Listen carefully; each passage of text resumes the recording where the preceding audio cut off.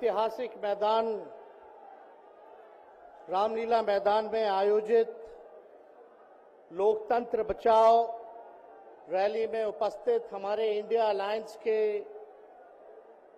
सभी हमारे नेतागण, कार्यकर्तागण, पदाधिकारीगण,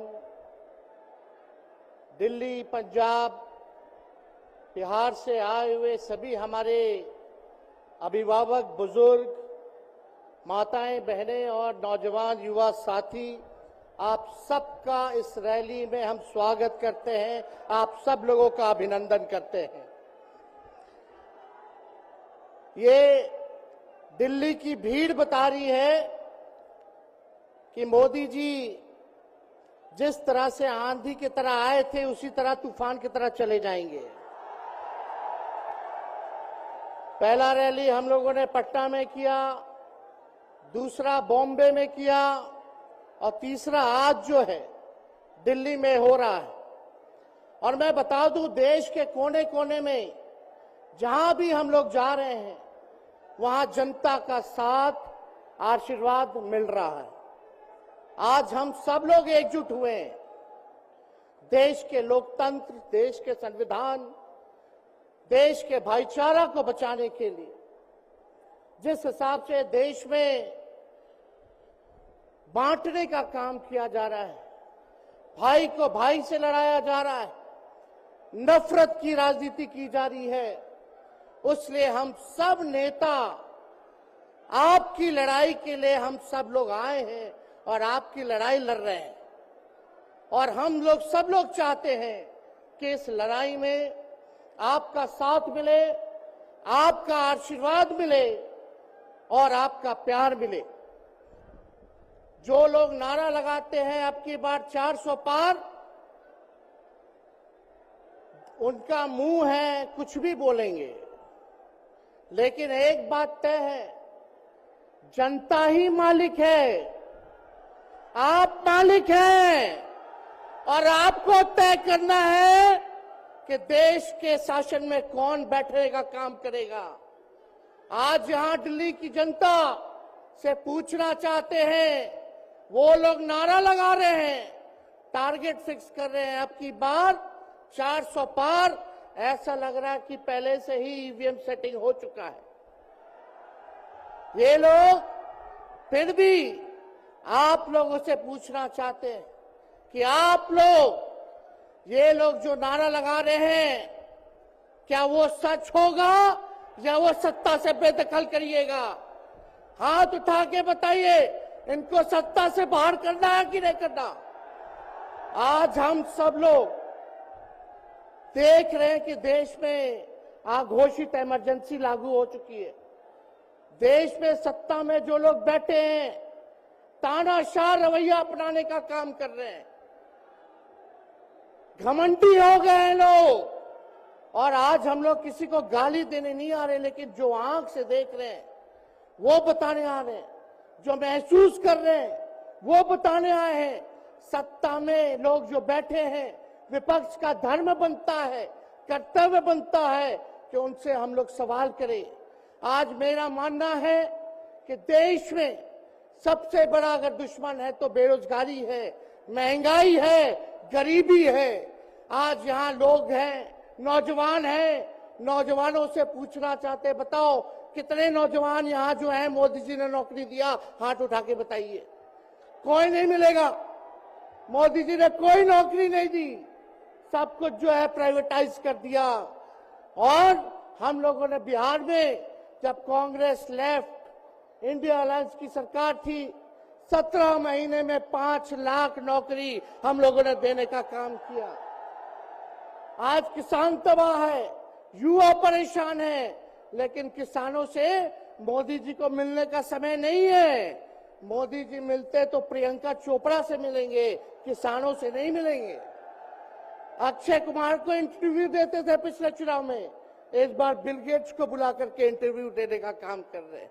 लेकिन किसानों की समस्या कैसे हल होगी ये नहीं बता रहे। किसानों से उन्होंने पिछले चुनाव में वादा किया था कि उनका आय दुगुना करेंगे। आज किसानों पर मोदी जी ने तलवार चलाने का काम किया है, जो हमारे अन्नदाता हैं। इसलिए आप सब लोग हम लोग जब आवाज उठाते हैं तब मोदी जी और उनकी जो सेल है पार्टी की, उस पार्टी का सेल में कौन है? ईडी है, सीबीआई है, इनकम टैक्स है। लालू जी को तो कई बार सताया गया, मेरे ऊपर मुकदमा किया गया, मेरी मां पर, मेरी बहनों पर, मेरे जीजाओं पर, मेरे पिता के जितने संबंधी थे सब पर केस मुकदमा किया। अभी बिहार चले जाइए, कई हमारे नेताओं पे छापेमारी चल रही है, कई जगह ईटी का रेड चल रहा है, आईटी का रेड चल रहा है, लेकिन हम लोग घबराने वाले लोग नहीं। आज देश में जिस हिसाब से हेमंत सोरेन जी को और अरविंद केजरीवाल को गिरफ्तार करने का काम इन बीजेपी के लोगों ने किया है, तो उनको हम बता दें कि इनके गीदड़ भपकी से हम लोग डरने वाले नहीं हैं। हम लोग संघर्ष करने वाले लोग हैं, और पिंजरे में तो शेर ही को कैद किया जाता है। सब लोग शेर हैं, आप लोगों ने ताकत दिया है, आपकी लड़ाई हम लोग लड़ रहे हैं। कंस राज आप लोगों ने देखा होगा, जब जब कंस को किसी से तकलीफ होती थी, डर लगता था, तब जेल में लोगों को बंद कर दिया जाता था। लेकिन जेल जाने से यहाँ कोई डरने वाला नहीं है। कितने लोगों को जेल भेजोगे? लेकिन जब जनता जब जवाब देगी, जब वोट का चोट दीजिएगा, तो मोदी जी हाथ मलने का काम करेंगे, सत्ता से बेदखल हो जाएंगे। इसलिए ये अपनी ताकत को पहचानिएगा। सब लोग चुनाव के समय आप सब लोग पोल कीजिएगा, वोट दीजिएगा, लोगों को भी वोट दिलाने का काम कीजिएगा। बीजेपी के लोग झूठ बोलने वाले लोग हैं। ये लोग यूरिया को भी चीनी बना देते हैं, ये लोग गोबर को भी हलवा दे करके परोस देते हैं, ये लोग आंख फोड़ करके चश्मा दे देंगे और फिर बोलेंगे देखो हमने चश्मा दिया। ये झूठी पार्टी है, इसलिए इन पे विश्वास मत कीजिएगा। मोदी जी कहते हैं कि उनका गारंटी मजबूत गारंटी है, गारंटी की बात करते हैं।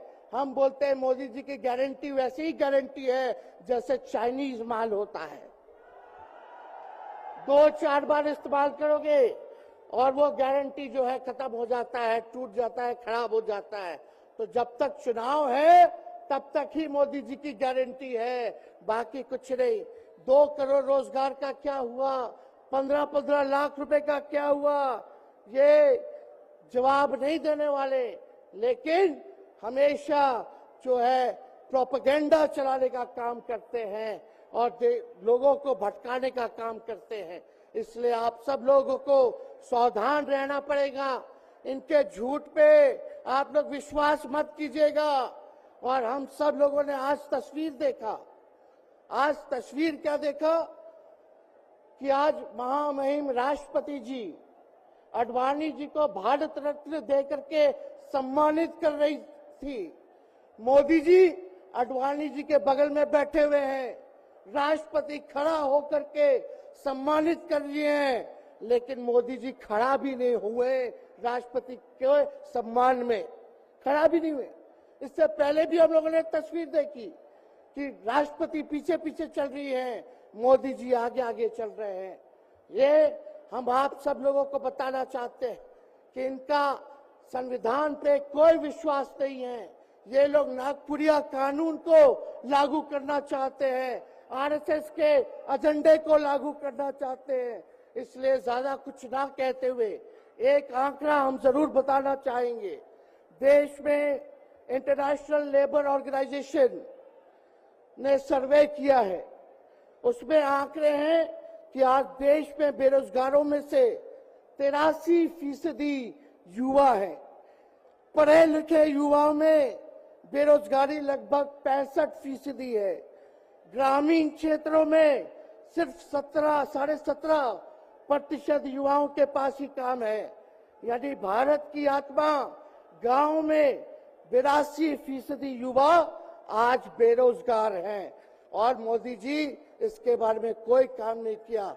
आप एक बार विश्वास कीजिएगा, अगर इंडिया सरकार की अलायंस की सरकार बनती है तो नौजवानों को हम लोग नौकरी देने का काम करेंगे, बेरोजगारी को दूर करेंगे, और जाते जाते बहुत सारे नेताओं को बोलना है, लेकिन एक अंत हम करेंगे एक गाने के साथ। और आप लोगों ने गोविंदा का फिल्म का एक गाना सुना होगा कि तुम तो धोखेबाज हो, वादा कर के भूल जाते हो। रोज रोज मोदी जी तुम ऐसा करोगे, रोज रोज मोदी जी तुम ऐसा करोगे, जनता जो रूठ गई तो हाथ मलोगे। अरे तुम तो धोखेबाज हो, वादा करके भाग जाते हो।